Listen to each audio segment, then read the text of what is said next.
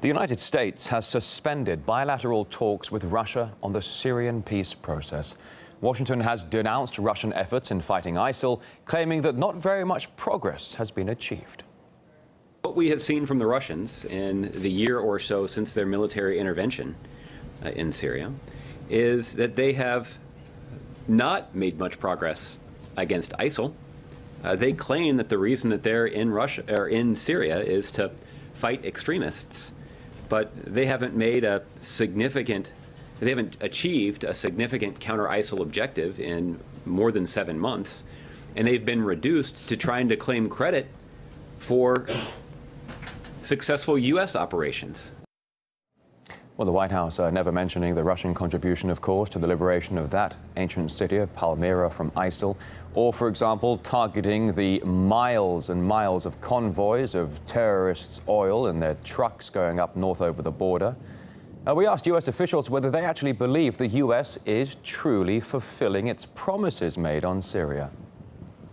The State Department says Russia failed to live up to its commitments and was, quote, either unable or unwilling to ensure Syrian regime adherence to the arrangements to which Moscow agreed. Rather, the statement says Russia and the Syrian regime have chosen to pursue a military course. I asked the State Department if the U.S. lived up to its own obligations under the deal. You said Russia did not live up to its obligations under the deal. Did the U.S. fully live up to its obligations? We believe we did. Did the U.S. separate the rebels from terrorists as it said it would? As we talked about last week, the United States continued to have detailed, ongoing discussions with members of the opposition, emphasizing our view on the importance of demoralizing, of pulling part from Nusra. Under the deal, it was incumbent on the U.S. to get leading rebel groups to abide by the ceasefire and to separate them from al-Nusra, which is al-Qaeda in Syria. However, from day one of the agreement, Syria's second largest rebel group, Ahrar al-Sham, came out and said that they would not abide by it, that they would not separate themselves from al-Nusra in Aleppo. To my question whether the U.S. expected a unilateral ceasefire on the part of Russia and the Syrian army, there was no clear answer at the State Department. It is also not clear if the U.S. now has its own plan of fighting al-Nusra in Aleppo, or whether Washington now just left it to Russia.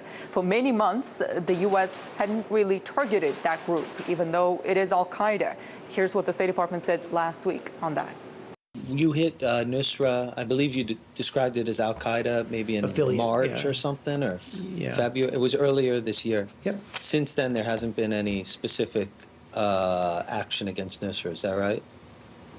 Military action? No, but I'd have to double check. I just can't definitively say that. As they became intermingled, and as they became intermingled in civilian areas, we've always sought to limit the possibility of civilian casualties. Since the beginning of its operation in Syria, Russia has focused not only on ISIL, but also on al-Nusra. But in parts of Syria, al-Nusra teamed up with rebel groups that Washington considers legitimate Syrian opposition, and as a result, the U.S. had been reluctant to target them. Russia's envoy to the UN says there is no alternative to U.S.-Russia cooperation when seeking a peaceful resolution of the Syrian conflict. At a media conference in New York, Vitaly Churkin faced some tough questions about Russia's campaign in Aleppo. How do you then explain the fact that your country is carrying out an indiscriminate bombardment along with its Syrian allies, killing civilians, women and children in eastern Aleppo in defiance of international humanitarian law? Well, first of all, of course, I cannot subscribe to the less than elegant phrasing of your question. I understand where you are coming from. Well, had it not been for our involvement in Syria, it might well be that the black flags would be flying over Damascus. It could well be. Our military are trying to choose their targets very carefully. Eastern Aleppo has been taken hostage by Nusra and some others who are working with Nusra. Please give us a recipe how to deal about it. Sometimes we heard from the United States that one of the problems was that their targeting methods were much more sophisticated than others. So they were alleging that they were in a better position. They were in a better position to avoid civilian casualties. So we're saying, fine. In that case, this is another incentive for us to get together to make sure that our actions do not cause any civilian casualties. Unfortunately, it didn't work out from the perspective of the United States. Well, in the meantime, the U.S. strategy in Syria hasn't been changed much over the years of conflict. It's still a case of battling Assad while saying it's battling ISIL. Caleb Mopan reports. When describing the Syrian conflict, which has been raging for 5 years at the cost of hundreds of thousands of lives, the U.S. has always narrowed the problem down to one man. In Syria, the only way that the civil war will end is an inclusive political transition to a new government without Bashar Assad. Assad has to go. It's time for Assad to get out of the way. It is time for Bashar to go. But Assad hasn't gone. In fact, the majority voted for him in the last election. But despite his popularity, the U.S. continues to fund opposition rebels while insisting that there is only one reason Assad is still in power. Russia states an intent to fight ISIL on the one hand, and to support Bashar al-Assad and his regime on the other. That approach is tantamount, as I said then, to pouring gasoline on the fire. An attempt by Russia and Iran to prop up Assad and try to pacify the population is just going to get them stuck in a quagmire. And it won't work. They keep pressing for that outcome and supporting the terrorists as leverage for that outcome. How can there be a diplomatic solution then if that's the only solution that Washington is willing to accept? However, you may remember the times when it seemed like the U.S. was trying to get on the same page with Russia.